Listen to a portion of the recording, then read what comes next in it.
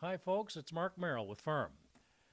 Today, we are talking about observations and some success stories.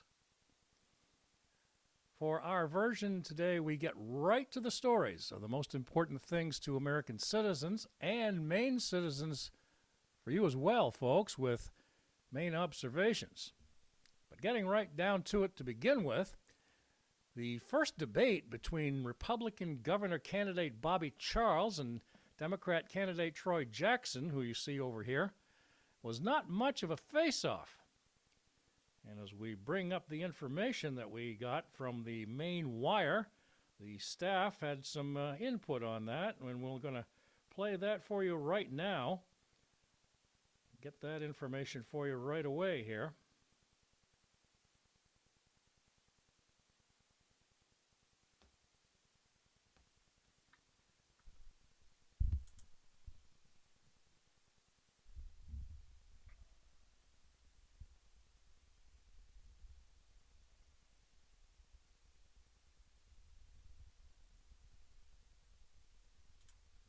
Featuring Maine Wire editor-in-chief Steve Robinson and the indispensable John Featherston. Mr. Featherston, where is he? Is he over there somewhere?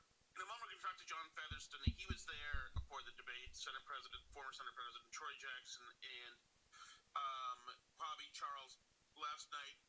John, I watched a few, about 20 minutes of it actually, in one block, and then pieces that we've got up at mainwire.com. It seemed to me that Bobby Charles just completely outclassed his opponent, and it was a showcase of him. And Troy Jackson, I don't think, and I think that it can be fairly said, I don't think he was there to win.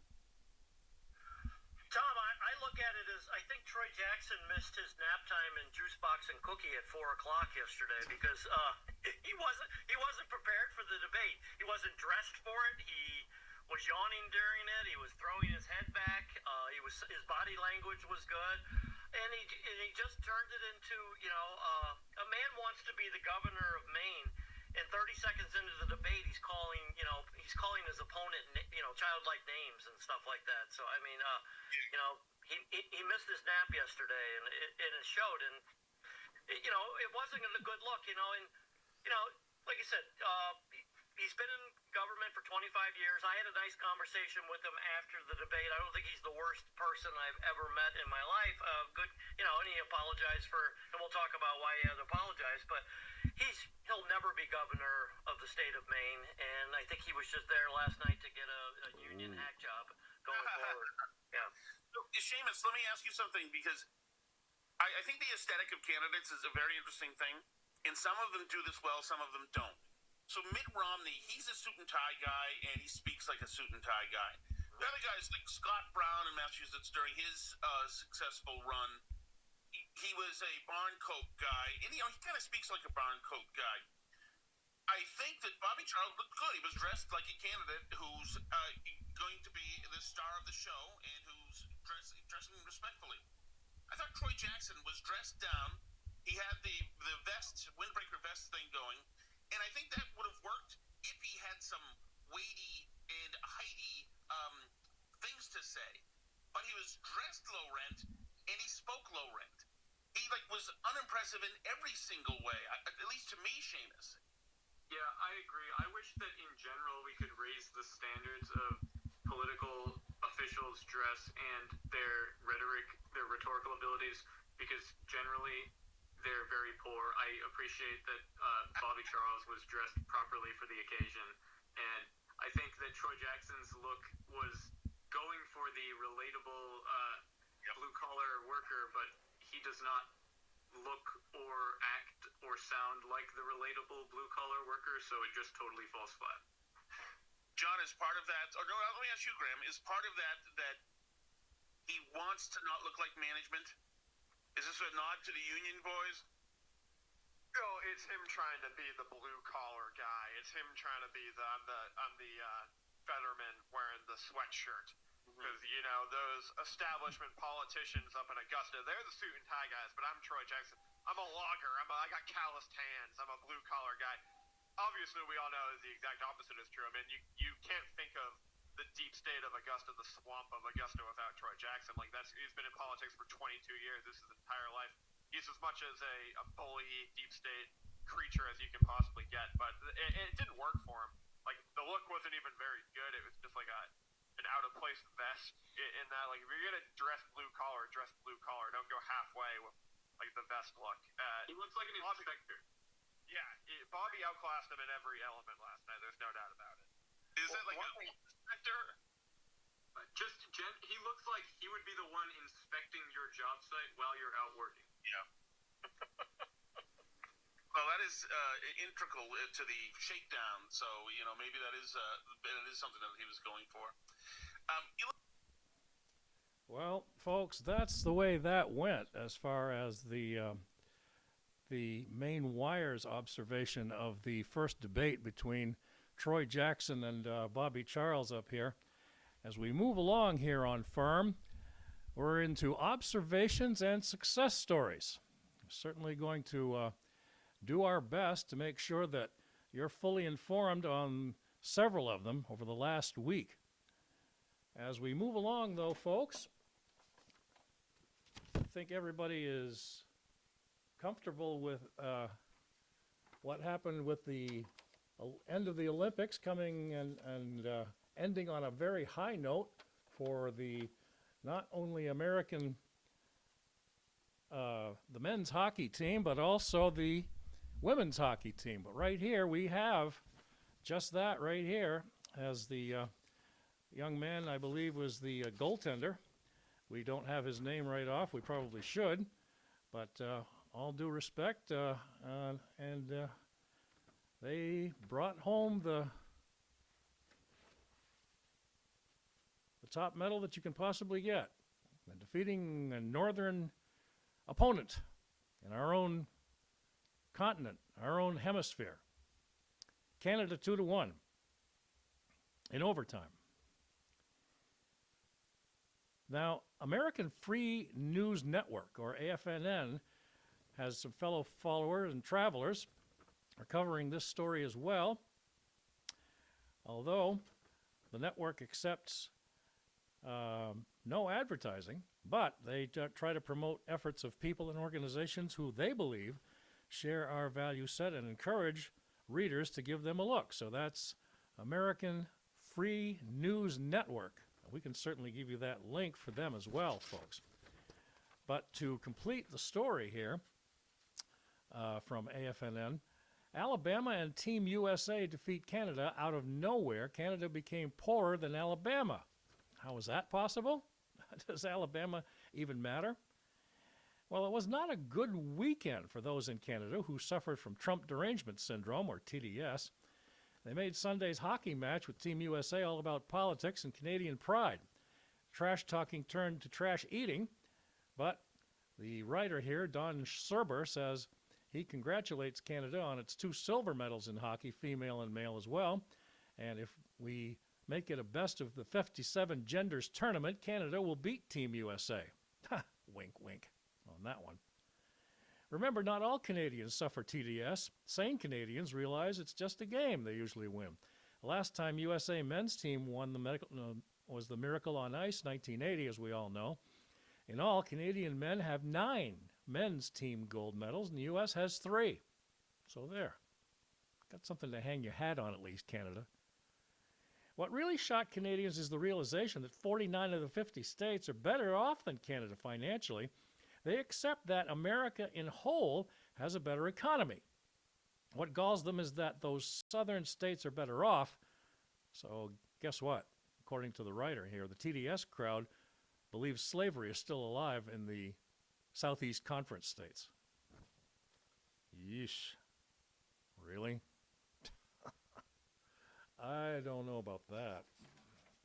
I wouldn't think that would go over too well. As for President Trump's State of the Union address, that went over pretty well.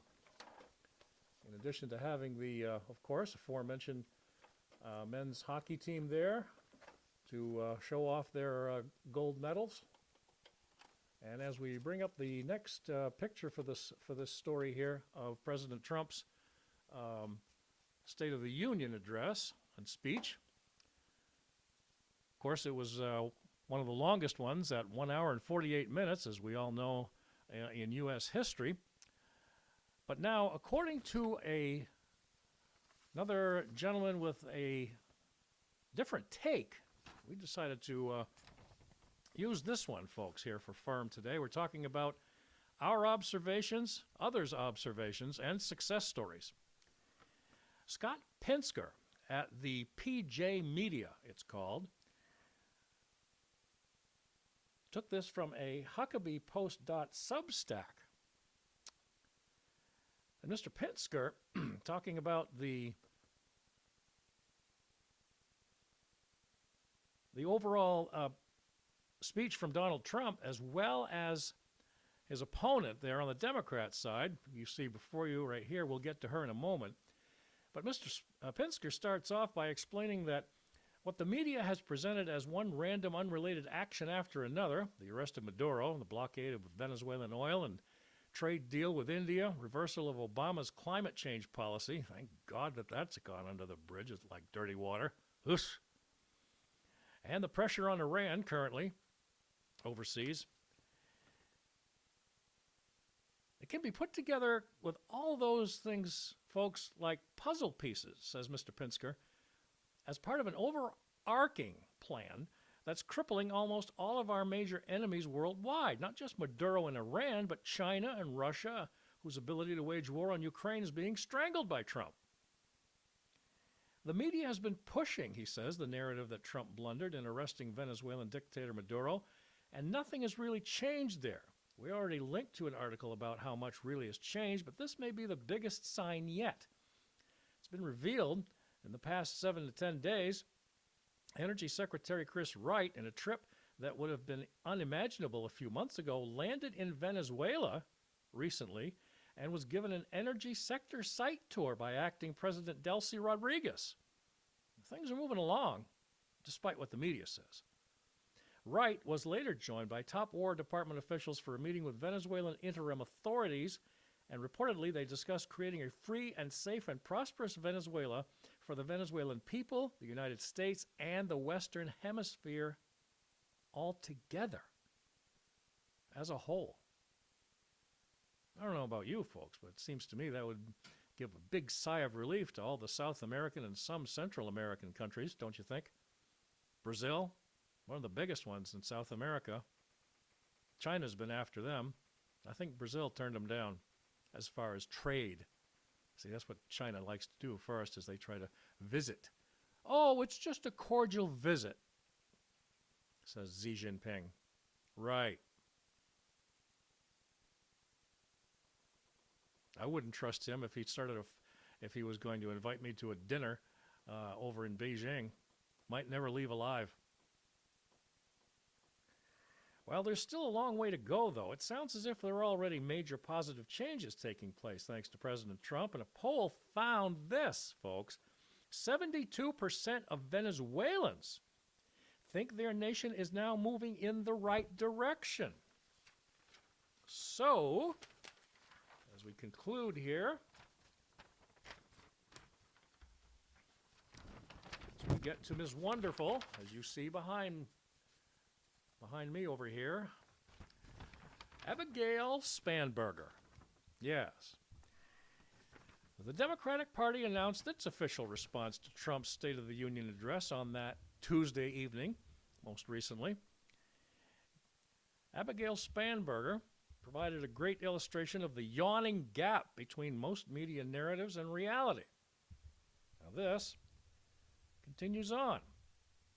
In most of the write-ups, she's described as a rising star of the party, a fighter for affordability and constitutional rights, and a mother of community leader and dedicated public servant.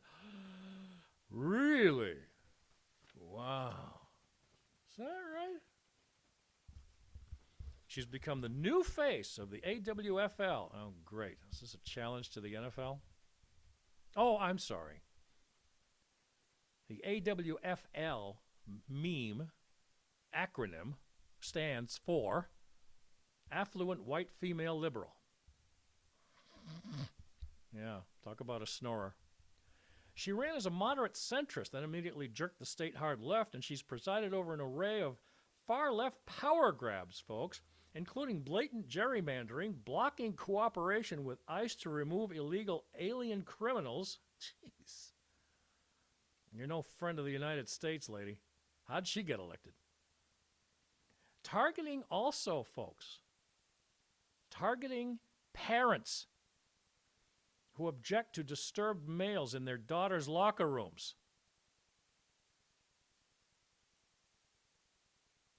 Oh, brother. Opposing voter ID, taxing everything in sight, including dog walkers. What?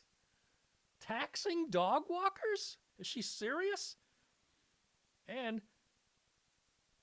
according to her, it'll make things more affordable. To do what? Keep your dogs inside and poop all over the place? And driving businesses out of state. Gee, it kind of sounds like that's what's going on with Mamdani, isn't it? Over in this new version of New York City. God's sakes, folks, he can't even figure out how to plow the streets and get the garbage picked up before and after a storm.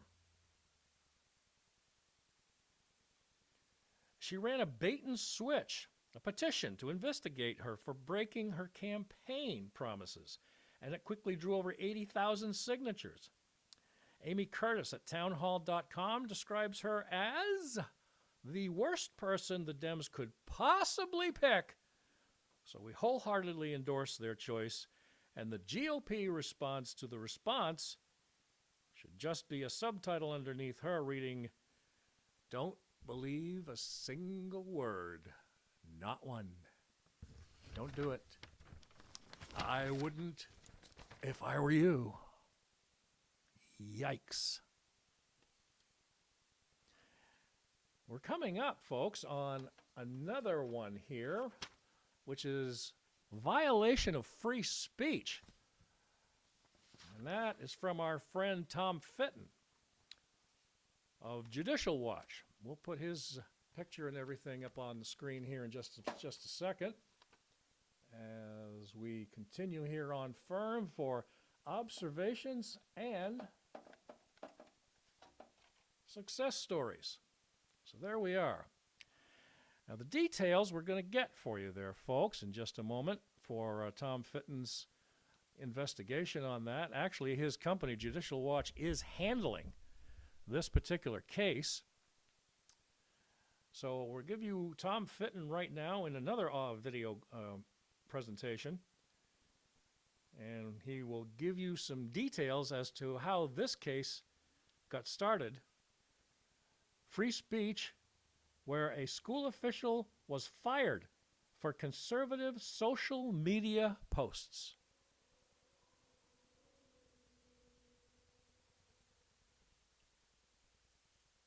The left hates the First Amendment. They hate the Constitution. And they're obsessed with destroying anyone who speaks outside their lanes or their lines that they've made up.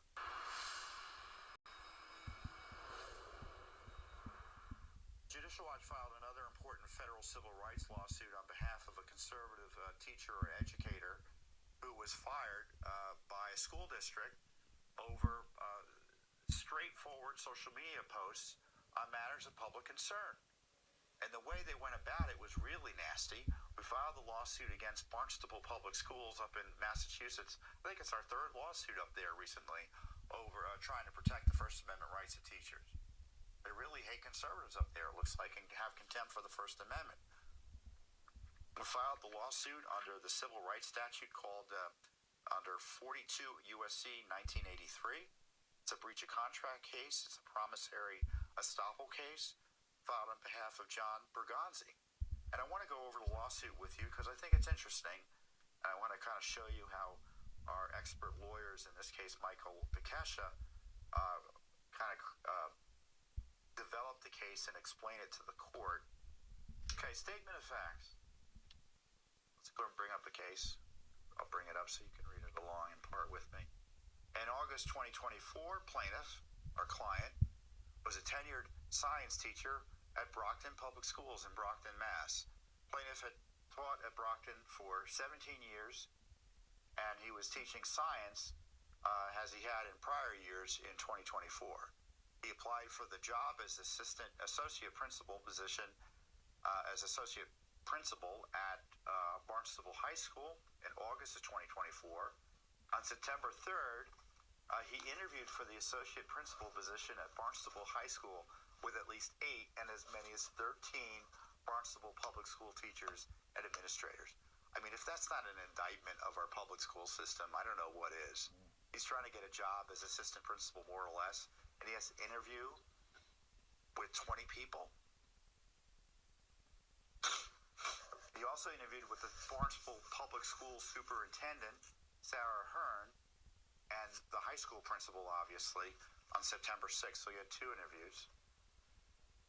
During the interview process, this is important now, Barnstable Public Schools personnel clearly and unambiguously told him multiple times that, here it is, let's look at this on screen, that no employment offer would be extended unless and until the district reviewed his social media activity, including his Facebook page, for any issues or concerns. It was explained to the plaintiff that a social media check was a routine part of the district's interview process. So they warned him, if we find something on your page we don't like, you may not get the job. And I think that may be their right. I'm not sure. So we'll see as we argue the case how that plays out. At no point during the interview process did any personnel apprise him of any issues or concerns the district had about his social media activity, including his Facebook page. So he got the job on September 10th. He accepted the job orally, so the superintendent called and offered him the job. He accepted it, and then he was also told at the time, well, now you got to go through the paperwork. He met with the human resources personnel folks for the public schools at Barnstable on September 24th to begin the onboarding process. That's the HR term for getting people situated in an office or a new job. You have them fill out the forms, you describe policies to them, give them some information about their job now. So he completed the onboarding process on September 30th, 2024. Took a week. At no point during the onboarding process did any Barnstable Public School Human Resources personnel raise any issues or concerns about his social media activity. And he was told his start date would be October 7th. He got his start date. This is key. After completing the onboarding process on September 30th, 2024, and receiving his start date, the plaintiff resigned from his tenured position at Brockton Public Schools in reliance on Barnstable Public Schools' promise of employment and representation about performing a social media check. So he had a tenured position, nearly 20 years as a teacher over at Brockton. They said, you got the job, we're going to hire you. We might do a social media check, but we'll let you know if there are any issues. They offered him a job, he took it, went through the onboarding process, got a start date, he quit his tenured position. No one told him there were any issues with his social media. So you can guess what happened next. He began working on October 7th as previously agreed.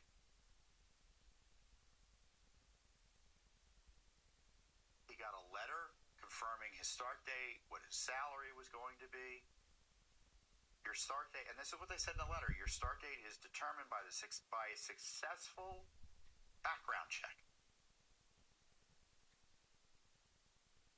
So they said, you got the job because you passed the background check.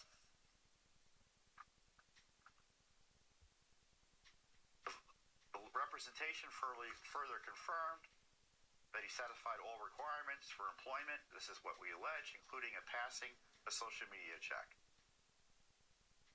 On November 20th, he gets called into a meeting with the union, the Public Schools Union Human Resources Director, and the principal. He's handed a letter signed by Superintendent Ahern, placing him on paid administrative leave effective immediately pending an investigation and allegations that there were memes and posts on his Facebook page that required investigation. And these Facebook page memes and posts were not buried. They were all recent, upwards, from 2022 to 2024. So it wasn't like they had to, we didn't go back far enough. No, they were up in front. And by the way, he was promised that it would all be done. And the reason he got the job was because they had looked at this sort of stuff. But no. He subsequently learned that the investigation originated from an email sent to Barnstable Public Schools on November 15th, 2024 by an individual identified only as a concerned colleague.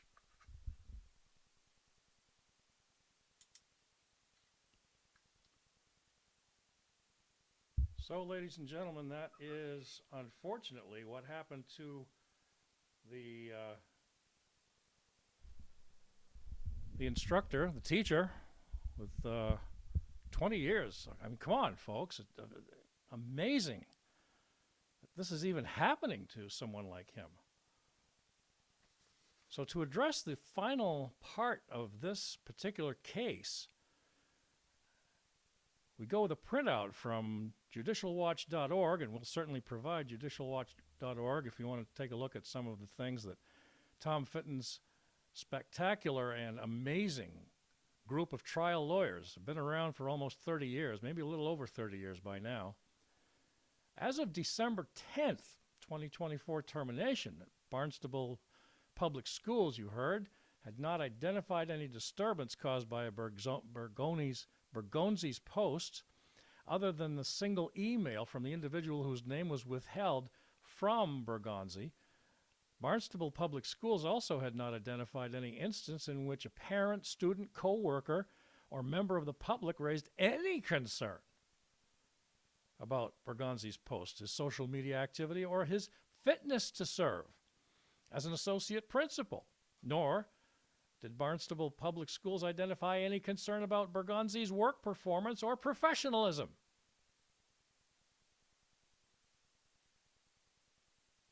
Smells rotten to me, folks.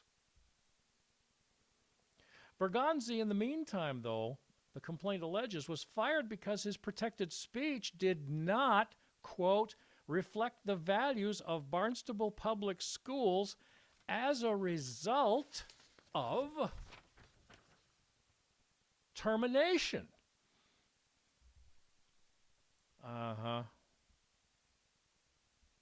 Bull, you know what, folks? It's a witch hunt. That's all it is. Somebody who's smarter than what they have as people in that particular public school system is what it sounds like to me, that they can't manipulate and they can't get around. Well, guess what? You picked on the wrong person. Qualified, definitely qualified to be a principal, maybe even, to be an associate principal, let alone to probably even be principal of that school. You can make up your own mind on this one, folks. Just a couple of more things on this particular article as we look at observations of success stories and some challenges. Bergonzi has suffered loss of income and benefits, reputational harm, emotional distress, and diminished employment prospects. Quote from Tom Fitton, who you just heard from. Public schools do not get to silence employees simply because they express opinions that administrators dislike. Grow up. Treat people like individuals with professionalism, not politics. Mr. Fitton went on to end this particular story, but it's not over. The lawsuit seeks to hold Barnstable Public Schools accountable for violating the First Amendment and for reneging on promises that cost Mr. Bergonzi his tenured career.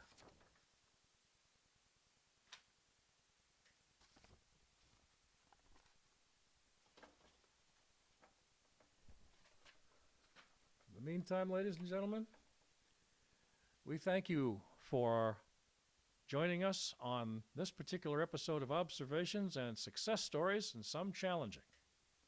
I'm Mark Merrill, your host. Check us out anytime on our sites, YouTube, X for our podcasts, and email us any time at all, 24 hours a day, 7 days a week, at, as you can see there, fairnessinreportingmedia@gmail.com, fairnessinreportingmedia@gmail.com. As always, folks, stay safe, pray for our country, pray for our state of Maine as we look to totally change all of the fraud, corruption, taxation, and bring our state back to respectability and security and affordability. As always, peace to all.